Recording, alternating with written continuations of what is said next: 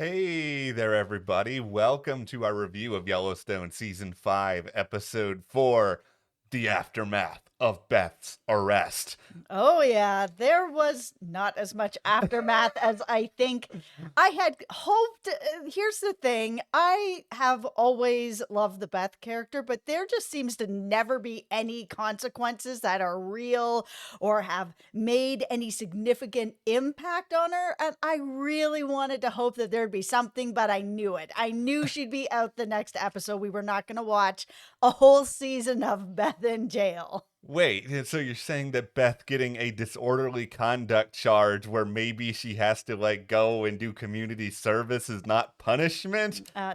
No, it's not. This episode, it has some things going for it, but I can't help at the same time but sit here and kind of be like, can you guys move a couple of things faster, please? This episode really just felt like it was kind of slowly building up a lot of stuff that maybe they'll pay off later. But yeah, we're impatient. We want things now. This episode was really slow. I'm not going to sugarcoat that. It felt like it dragged, which was kind of disappointing since this season has had a lot of stuff happening in it already in the first few episodes. I think with everything that happened with Beth, I expected things to be kind of moving a little bit quicker than this, but this episode was slow. Well, before we get into breaking down what did happen in this episode, just go ahead, hit that subscribe button. We are here through all of Yellowstone this Yeah. season with all sorts of reactions, reviews, thoughts, and we don't want you guys to, of course, miss any of that. Also follow us over on Instagram, Matt and Jess TV. And if you were out there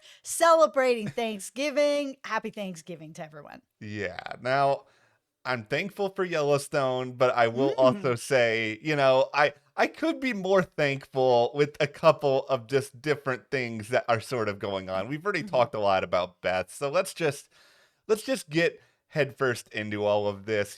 Thanks in part to Jamie.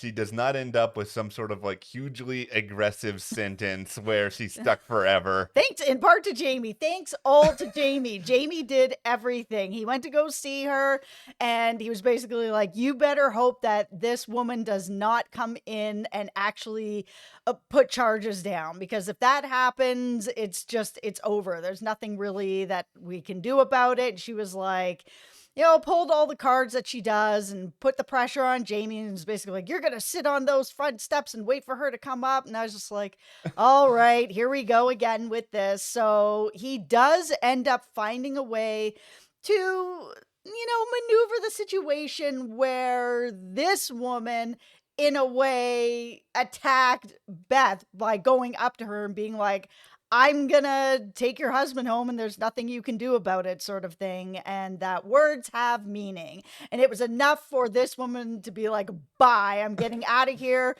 I was a tourist. I'm on my way home. I'm never coming back here again. And, I think that's about it. The thing is, there was some interesting theories out there that this woman was connected to Caroline in a way, and that they were looking for any way to kind of smear Beth's name or do something to her, but it looks like it was just a bar fight. Yeah, there wasn't really. This is the thing that just bugs me a little bit about all this, is that there were so many opportunities for them to sort of amplify the stakes in this conflict. Whether it is, like you just said, having this woman be tied to Caroline, or having Jamie in this sort of situation be like, oh, I have the power now, Beth. You thought you had something over me with everything with Garrett Randall. If I get you out of prison and allow you to walk free, I want you to lay off me for just like a little bit. Maybe Jamie just does not have the intestinal fortitude to say something like that to Beth, but he could have tried Yeah. something. I honestly thought that this was going to be the breaking point when Beth turned to him and said, go sit on those steps and wait for her. I thought Jamie was going to take this as the opportunity that he was going to break, and he was going to be like, I'm going to make sure that my sister's in jail for as long as possible, long enough for me to get a hold of her phone, get rid of that picture, have people go through whatever they need to go through to make sure that that picture is gone, that he was just going to prolong it as much as he could so that he could actually take care of this situation that he's in with Beth. I'm guessing here, but I just feel like as much as, Jamie had opportunities to do something more, I think deep down in Jamie's heart, he is still a little boy who wants to be loved, who wants somebody to like wrap their arms around him and be like, Jamie, it's going to be okay. I appreciate you. I love you. I think maybe he's doing this because he wants John's love, or he thinks that, maybe things with him and Beth will be better on the other side of it. But clearly, that was absolutely not the case. Yeah, I mean, we did have this situation afterwards when Beth got out and Jamie was driving her and she saw that he has a kid, he has a son, she lost her mind. They had this conversation that really put a lot of light on this about the Jamie character, that I was like, okay, I think when Jamie was like, listen, taking you to that clinic was the worst thing I've ever done in my life. Where Yeah. Beth was like, well, you've done a lot of terrible things, so that's really saying something. But for him, I think that he does feel that is the worst thing he's ever done to somebody Yeah. else. And I think that Beth piling on him and him not really retaliating is what he thinks he deserves. I think he really is like, I deserve what I get. I've completely changed this woman's life, my sister's life, forever, for the worse. This was not a decision that I should have been able to make, but I made it for her, and I can never take this back. And weighs so heavy on him that I think he takes a lot of this from Beth, because I think inside he's like, I deserve it. Yeah, I agree with you that I think he was being genuine when he said that's the worst thing he's ever done. And I do yes, too. we've seen Jamie murder people on this show, but Yep. Beth is his sister. Beth is someone, who he grew up with, and they have this whole history together. And I think he hates himself for this decision. I think he probably would have even expressed more remorse in some other way had Beth not kind of repeatedly gone at him over all of these other things. And of course, this situation intensifies as it often does. But Beth, inevitably will find her way back to the ranch. I thought he was going to run her down. Yeah. Anybody else, leave it in the comments. Did you think that was going to happen? I didn't think that they were going to necessarily kill off the Beth character, but I thought like he just was done and he was going to put him. This is what Jamie does. Yeah. Jamie puts himself in the worst situation and then he makes it worse and he makes it worse. I thought he broke and that was it. And he was just going to run her down and then, oh no.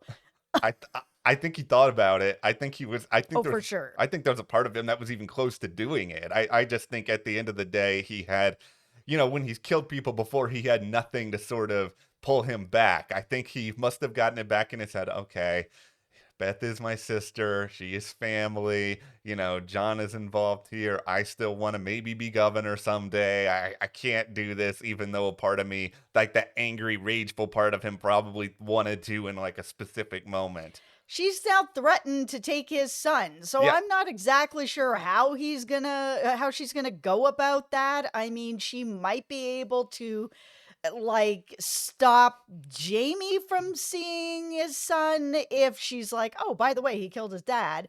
But that doesn't mean that she's actually gonna be able to take this son from the mother who hasn't done anything. Jamie, my guy. Okay, you're not my guy, but Jamie, Oh we're not. no. See, that is just.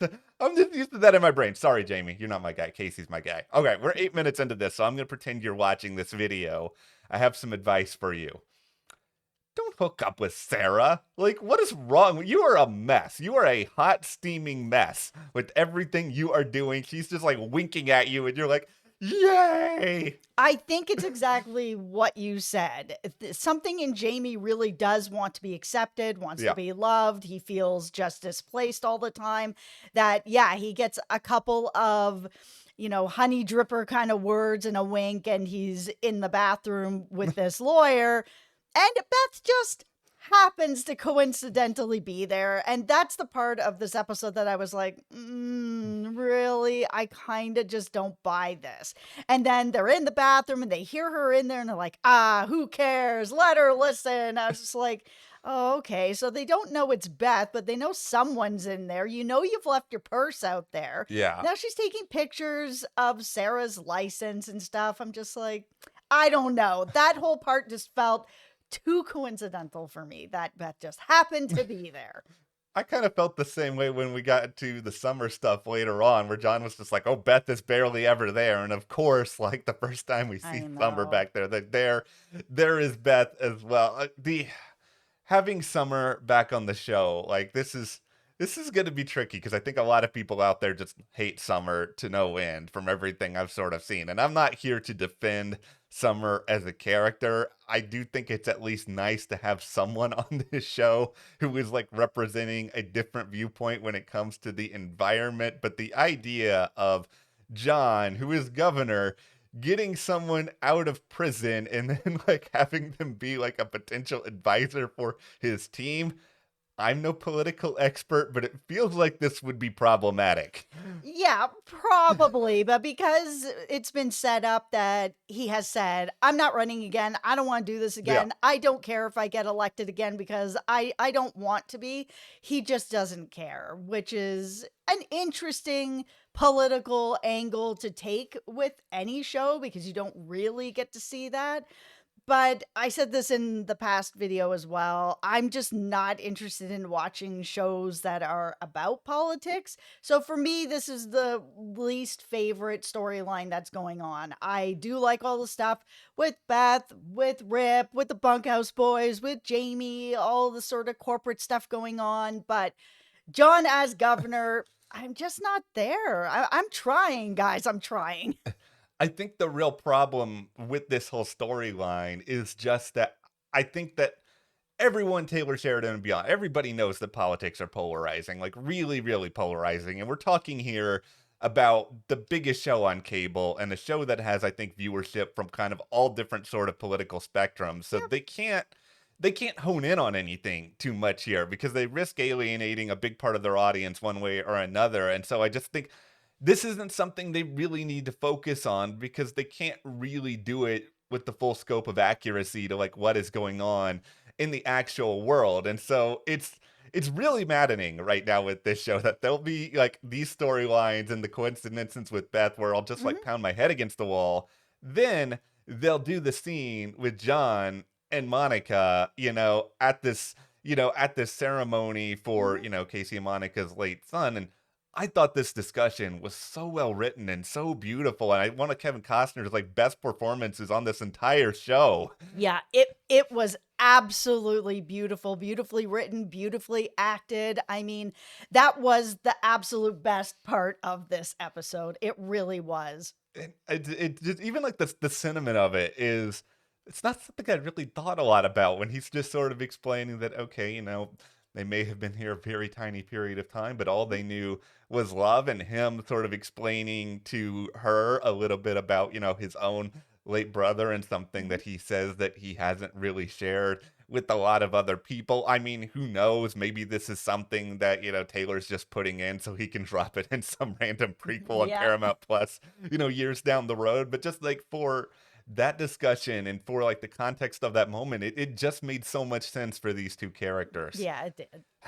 So this episode overall, it really, really, really strong at times, really weak at times. It's not enough movement with Casey. Like the stuff with the wolves is still, there's just like a lot happening. The stuff with the wolves feels like it's moving really slowly for me. It feels like it's a storyline that could be really interesting, but it has really been the same thing that's been going on episode after episode, where it's like, we know who killed them, we know where they are, we know that they're lying about it, they're investigating it, same lie, investigating it, same lie. I'm like, it needs to move forward.